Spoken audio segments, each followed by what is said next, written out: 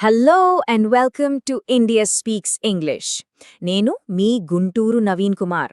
ఒక్కసారి ఆలోచించండి, does nature have its own music? ప్రకృతికి తనకంటూ ఒక సంగీతం ఉంటుందా? ఎప్పటికీ ఆగని ఒక పాట ఉంటుందా? వెల్, ఈరోజు మనం జాన్ కీట్స్ రాసిన ఒక అద్భుతమైన poem on the grasshopper and the cricket ద్వారా ఈ ప్రశ్నలకు సమాధానం తెలుసుకోబోతున్నాం. Let's dive in. ఈ పోయం మొత్తానికి ప్రాణం లాంటిది ఈ ఒక్క line, the poetry of earth is never dead. అంటే ఈ భూమి యొక్క కవిత్వం, దాని సంగీతం ఎప్పటికీ చనిపోదు. What a profound thought! ఎంత లోతైన ఆలోచన కదా! ఈ ఒక్క లైన్లోనే మొత్తం కవిత యొక్క ఆత్మ ఉంది. ఇంత గొప్ప ఐడియా అసలు ఎవరికొస్తుంది?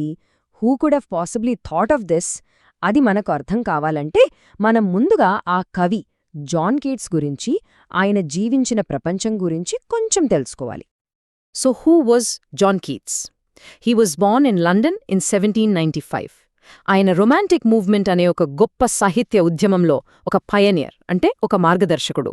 ఆ రోజుల్లో ఇండస్ట్రియల్ రెవల్యూషన్ వల్ల అంతా పొల్యూషన్, కన్ఫ్యూషన్. సో ఈ రొమాంటిక్ పోయట్స్ అందరూ ప్రకృతి వైపు తిరిగి చూడండి, దాని సౌందర్యాన్ని ఆస్వాదించండి అని చెప్పారు. For Keats beauty was everything. అందుకే ఆయన beauty is truth, truth beauty అన్నారు. సౌందర్యమే సత్యం, సత్యమే సౌందర్యమని బలంగా నమ్మారు. సరే, కీట్స్ ప్రకృతిని ఇంతగా ప్రేమించాడు, బాగానే ఉంది. కాని ఆయన దృష్టిలో భూమి యొక్క కవిత్వం అంటే ఏంటి? What exactly did he mean by this unending song of the earth? చూద్దాం. ద పోయిట్రీ ఆఫ్ ఎర్త్ అంటే ప్రకృతిలో మనకు వినిపించే నిరంతర సంగీతం, the continuous music of nature. ఉదాహరణకి గాలి వీచే శబ్దం, నీళ్లు పారే సప్పుడు, పక్షుల కిలకిలారావాలు, ఇలాంటివన్నీ. కీట్స్ ప్రకారం ఈ సంగీతం ఆగకూడదు అన్నది దేవుడి ఆజ్ఞ. It's God's ordinance. దేవుడేర్పాటు చేసిన ఒక నియమం. ఈ సంగీతం ఆగకూడదు ఎప్పటికీ. ఇక్కడే ఒక ఇంట్రెస్టింగ్ క్వశ్చన్ వస్తుంది. మరి ఈ దైవిక సంగీతం ఆగిపోయే ప్రమాదమొస్తే అప్పుడేమవుతుంది? What happens then? Right at that moment ఇద్దరు ఊహించని హీరోలు మన కథలోకి ఎంటర్ అవుతారు. Two tiny unexpected heroes. ముందుగా ఫస్ట్ ఛాలెంజ్ ఏంటో చూద్దాం. అది మండుతున్న వేసవి.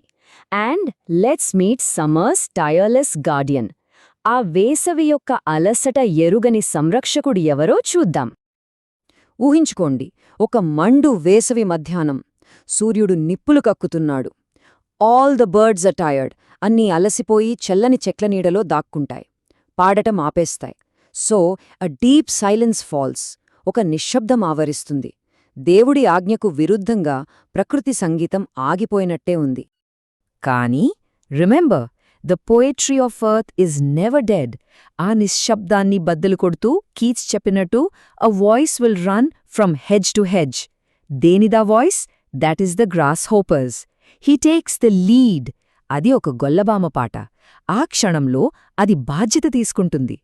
సో ఇక్కడే మనకు గొల్లబామ డ్యూటీ ఏంటో అర్థమవుతుంది. అందరూ అలసిపోయి సైలెంట్ అయినప్పుడు అది మాత్రం ఆనందంగా పాడుతూ keeping the music of earth alive.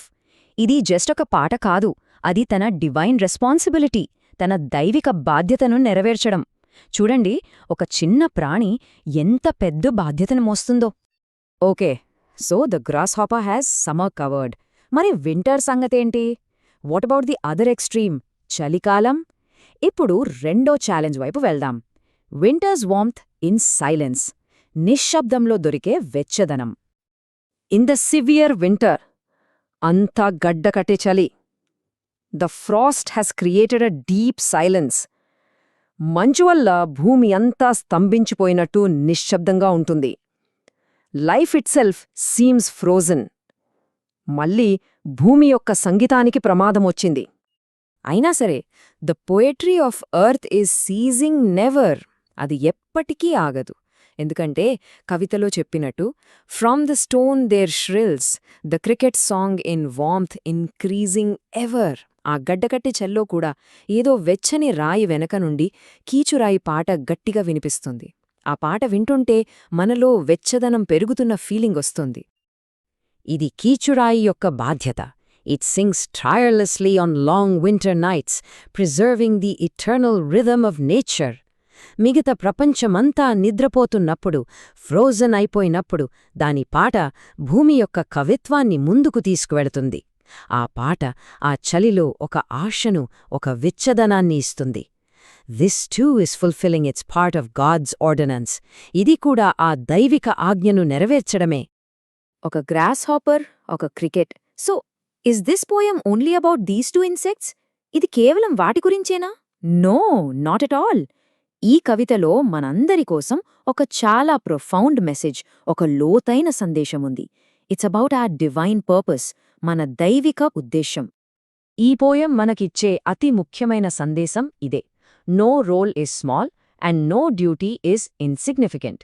ఏ పాత్ర చిన్నది కాదు, ఏ కర్తవ్యం కూడా అల్పమైనది కాదు. ఆ చిన్న చిన్న కీటకాలలాగే ఈ సృష్టిలో మనలో ప్రతి ఒక్కరికీ ఒక ప్రత్యేకమైన, చాలా ముఖ్యమైన పాత్ర ఉంది. ఇదంతా గాడ్స్ ఆర్డినెన్స్ అనే కాన్సెప్ట్కి కనెక్ట్ అవుతుంది.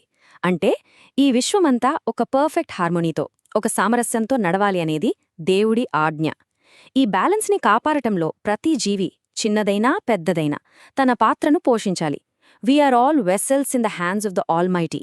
మనం యజమానులం కాదు, మనం దేవుడి చేతిలో కేవలం పాత్రధారులం. మన పాత్ర ఎంత చిన్నదైనా దాన్ని వినయంగా, విత్ హ్యూమిలిటీ పోషించటమే మన కర్తవ్యం. సో ఈ పోయం నుండి మనం నేర్చుకోవాల్సిన పాఠమేంటి? What can we take away? It's simple. 3 steps. Number 1, recognise your purpose. ఈ ప్రపంచంలో మీ ప్రత్యేకమైన పాత్ర ఏంటో గుర్తించండి. Number 2, fulfil your duty. మీ బాధ్యతలను సిన్సియర్గా, నమ్మకంగా నిర్వర్తించండి. And finally, number 3, keep life's music going. ఈ విశ్వం యొక్క సంగీతం ఆగకుండా దానికి మీ వంతు పాజిటివ్ కాంట్రిబ్యూషన్ ఇవ్వండి.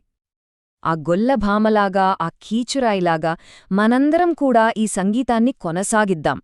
Not just the music of nature, కానీ జీవితం, ప్రేమ మరియు విజ్ఞానం, ఇలా అన్నింటి సంగీతాన్ని కొనసాగిద్దాం. ఈ విజ్ఞాన సంగీతాన్ని కొనసాగించడంలో మీరు కూడా మీ పాత్రను పోషించవచ్చు. You can help us at India Speaks English to continue this music of learning. ఎలాగంటే, ఈ ఎక్స్ప్లెనేషన్ మీకు నచ్చినట్లయితే ఒక లైక్ చేయండి. ఇలాంటి మరిన్ని లెసన్స్ కోసం మా ఛానల్కి సబ్స్క్రైబ్ చేసుకోండి. And don't forget to hit the bell icon for updates. అన్నింటికన్నా ముఖ్యంగా, share this with your friends. మీరు షేర్ చేయడం ద్వారా ఈ విజ్ఞాన సంగీతాన్ని మనం కలిసి ఇంకా ఎక్కువ మందికి చేరవేయగలం. Thank you so much for watching.